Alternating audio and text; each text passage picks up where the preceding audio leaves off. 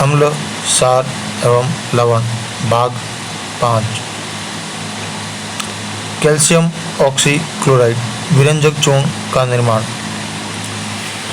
शुष्क बुझे हुए चूने अर्थात चूने के जलीय विलयन पर क्लोरीन गैस प्रवाहित करके कैल्शियम ऑक्सीक्लोराइड अर्थात विरंजक चूर्ण का निर्माण किया जाता है। यह पीला तीक्ष्ण गंध वाला ठोस पदार्थ है। यह ठंडे जल में विलय होता है। वायु में खुला रखने पर क्लोरीन गैस मुक्त करता है। यह तनु अम्ल से क्रिया कर क्लोरीन गैस देता है। कैल्शियम ऑक्सीक्लोराइड प्लस सल्फ्यूरिक अम्ल कैल्शियम सल्फेट प्लस जल plus chlorine gas.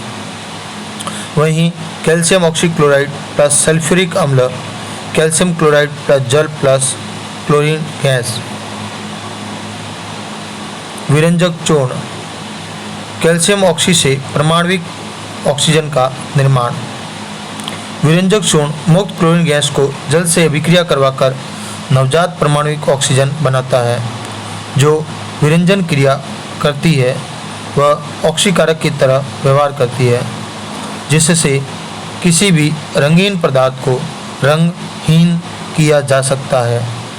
Chlorine plus जल = हाइड्रोक्लोरिक अम्ल प्लस नवजात परमाणविक ऑक्सीजन। नवजात परमाणविक ऑक्सीजन रंगीन पदार्थ से विक्रिया कर उसे रंगहीन कर देती है।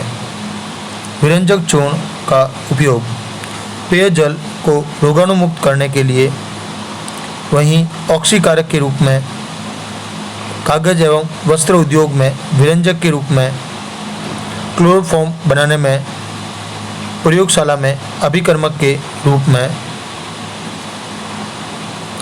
Plaster of Paris calcium sulphate का अर्ध हाइड्रेट। जिप्सम के अणु को 373 डिग्री केल्विन ताप पर गर्म करने पर वह जल के क्रिस्टल अणुओं का त्याग कर देता है। इसे प्लास्टर ऑफ पेरिस भी कहा जाता है। यह निर्जलित जिप्सम है जो प्राय ठोस चिकना श्वेत चूर्ण के रूप में प्राप्त होता है। यह विशुद्ध जिप्सम को 1000 सेंटीग्रेड से 1900 सेंटीग्रेड तक गर्म करके प्राप्त किया जाता है तो जलांश का 3/4 भाग निकल जाता है और परिणामी पदार्थ के रूप में plaster of Paris calcium sulphate का अर्ध हाइड्रेट रूप रह जाता है। वहीं इसे अत्यधिक गर्म करने पर जल के सभी अणु उड़ जाते हैं अर्थात निर्जलीकृत कैल्शियम सल्फेट बनता है, जिसे मृत तापित प्लास्टर DOB भी कहते हैं। टूटी हड्डियों को जोड़ने के लिए प्लास्टर कास्ट बनाने में प्लास्टर ऑफ पेरिस का उपयोग होता है। मूर्ति, कलात्मक वस्तुएं आदि बनाने में, वहीं दंत चिकित्सा के उपयोग में व अग्निसह पदार्थ बनाने में प्लास्टर ऑफ पेरिस का उपयोग किया जाता है। साबुन। साधारणतः साबुन उच्च वसा अम्लों के सोडियम लवण होते हैं। इन उच्च वसा अम्लों में जैसे पोमेटिक अम्ल से बने साबुन सोडियम पोमेटेट, स्टीरिक अम्ल से बने सोडियम स्टीरेट तथा ओलेइक अम्ल से बने साबुन सोडियम ओलिएट कहलाते हैं। साबुनीकरण। दीर्घ श्रृंखला वाले कार्बन 12 से कार्बन 18 परमाणु के वसा अम्लों को सोडियम हाइड्रोक्साइड या पोटेशियम हाइड्रोक्साइड के जलीय विलयन के साथ गर्म करके बनाए जाते हैं। इस क्रिया को साबुनीकरण अभिक्रिया कहते हैं। सोडियम और पोटेशियम लवण से बने साबुन जल में विलय होते हैं। पोटेशियम साबुन का उपयोग शेविंग शैम्पू आदि बनाने में भी किया जा सकता है। पारदर्शी साबुन बनाने के लिए इसमें ग्लिसरीन का उपयोग किया जाता है। अच्छे साबुन की विशेषताएं। इसमें मुक्त सार उपस्थित नहीं होना चाहिए। यह अल्कोहल में विलय होना चाहिए। इसमें नमी की उपस्थिति 10% से अधिक नहीं होनी चाहिए। अपमार्जक। ये सल्फोनिक अम्लों के सोडियम या पोटेशियम लवण होते हैं। अपमार्जक में कैल्शियम या मैग्नीशियम जैसे आयन, एल्किन बेंजीन सल्फोनेट या सोडियम एल्किल सल्फेट में सोडियम को विस्थापित कर उसका सल्फोनेट रूप प्राप्त किया जाता है, जो जल में घुल जाते हैं, अर्थात साबुन की तरह अवक्षेपित नहीं होते हैं। इस पदार्थ को अपमार्जक अथवा साबुन रहित साबुन भी कहा जाता है। इसका आविष्कार सर्वप्रथम जर्मनी में प्रथम विश्व युद्ध के समय हुआ। साबुन द्वारा कपड़ों की धुलाई में अधिक परिश्रम करना पड़ता है तथा कठोर जल के साथ ये कठिनाई और भी अधिक हो जाती है। लंबी व कम शाखित हाइड्रोकार्बन श्रृंखलाएं वाले बेंजीन सल्फोनेट अपमार्जक जीवाणु द्वारा अपघटन या निम्नीकरण आसानी से किए जा सकते हैं। अतः वर्तमान में अपमार्जक की क्षमता और गुणवत्ता बढ़ाने के लिए अकार्बनिक फॉस्फेट सोडियम पर ऑक्सीबोरेट तथा कुछ प्रतिदीप्ति यौगिक भी मिलाए जाते हैं। मिसेल निर्माण एवं साबुन से शोधन क्रिया। साबुन के एक अणु का एक आयनिक सिरा होता है जो पानी में घुलनशील होता है, वहीं दूसरा सिरा हाइड्रोकार्बनिक का बना होता है जो तेल में घुलनशील होता है। साबुन के अणु कपड़े पर लगे मैल ग्रीस में उपस्थित तेल के कणों से जुड़कर एक गोले जैसी संरचना बनाते हैं।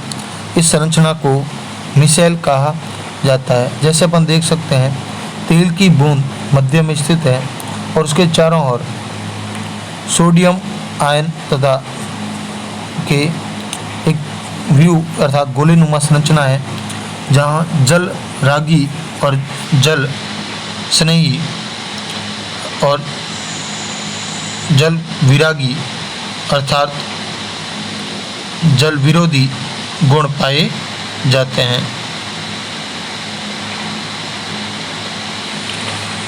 सोडियम स्टीरेट, जल रागी सिरा व जल विरागी सिरा।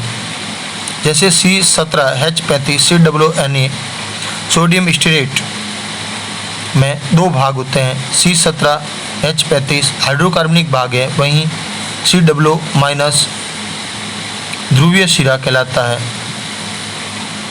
इसके दो भागों में सोडियम स्टीरेट का पहला भाग लंबी हाइड्रोकार्बन की श्रृंखला है, इसे अध्रुवीय सिरा भी कहते हैं। ये जल विरागी होता है, वहीं जबकि दूसरा सिरा COO- ध्रुवीय सिरा भी कहते हैं। यह जल स्नेही या जल रागी सिरा भी कहलाता है। एक मिसेल में आयनिक सिरा अर्थात ध्रुवीय सिरा पानी की तरफ होता है और अध्रुवीय सिरा अर्थात हाइड्रोकार्बनिक तेल की तरफ अर्थात केंद्र की तरफ होता है। इसके कारण साबुन पानी में इमल्सन बनाता है और मैल और चिकनाई इमल्सन के साथ बाहर निकल जाती है। इस तरह से साबुन से सफाई हो जाती है। जब साबुन का अणु पानी की सतह पर रहता है तो इसका हाइड्रोकार्बनिक सिरा पानी के ऊपर रहता है तथा जब यह अणु ग्रीस या तेल के कणों के पास पहुंचता है तो इसका हाइड्रोकार्बनिक सिरा ग्रीस या तेल के कण के साथ जुड़ जाता है। इस तरह से साबुन के कई अणु इकट्ठा हो जाते हैं तथा मिसेल की सतह पर एक जैसे आयन होते हैं। इनकी वजह से मिसेल एक दूसरे के करीब नहीं आते हैं, क्योंकि समान आवेश में एक दूसरे को प्रतिकर्षित करने की क्षमता पाई जाती है। इससे पानी में कोलाइड नहीं बन पाता और इससे कपड़ों को खंगालते समय मैल और चिकनाई को निकालने में भी मदद मिलती है। मिसेल का आकार प्रकाश के बिखराव के लिए काफ़ी होता है, इसलिए साबुन का घोल पारदर्शी नहीं होता। जैसे अपन देख सकते हैं, कपड़े के अंतर्गत एक चिकनाई अर्थात ग्रीस का धब्बा लगा है, जहां साबुन के कुछ अणु के दो भाग, जो काला भाग है वह जल स्नेही सिरा, वहीं सफ़ेद भाग जल रागी सिरा है। जैसे ही इसे साबुन से अभिक्रिया करवाई जाती है तो जल रागी सिरा तेल की तरफ व जल स्नेही सिरा बाहर की तरफ रहता है तथा धीरे धीरे एक से अधिक अणु इसके तेल के अर्थात ग्रीस के चारों ओर एकत्रित हो जाते हैं और धीरे धीरे यह मिसेल के रूप में उसको घेर लेते हैं और इस प्रकार पानी में खंगालने पर तेल अर्थात चिकनाहट साबुन से निकल जाती है। साबुन एवं अपमार्जक में अंतर। साबुन कठोर जल में कपड़े धोने के लिए उपयुक्त नहीं है, क्योंकि कैल्शियम प्लस प्लस तथा मैग्नीशियम आयनाइन इससे संयोग करके सफ़ेद व चिकना अवक्षय पदार्थ बना देते हैं। वहीं अपमार्जक कठोर जल में से कपड़े धोने के लिए काम आता है, क्योंकि अपमार्जक कठोर जल में उपस्थित कैल्शियम प्लस प्लस तथा मैग्नीशियम प्लस प्लस आयनों के साथ कोई अविलेय अवक्षेप नहीं बनाते हैं। साबुन कम आर्द्रता गुण वाले होते हैं, वहीं अपमार्जक साबुन की अपेक्षा अधिक आर्द्रता गुण प्रदर्शित करते हैं। साबुन की अधिकता नदियों में जाकर किसी प्रकार का प्रदूषण नहीं करती, क्योंकि यह जैव निम्नीकरणीय पदार्थ से बनी होती है। वहीं इसकी अपमार्जक की अधिकता नदियों में जाकर प्रदूषण करती है, क्योंकि ये जैव निम्नीकरणीय यौगिक है। साबुन बनाने के लिए कच्चा पदार्थ पेट्रोलियम से प्राप्त होता है, वहीं अपमार्जक बनाने के लिए कच्चा पदार्थ वनस्पति तेल से प्राप्त होता है। आज का कक्षा कार्य।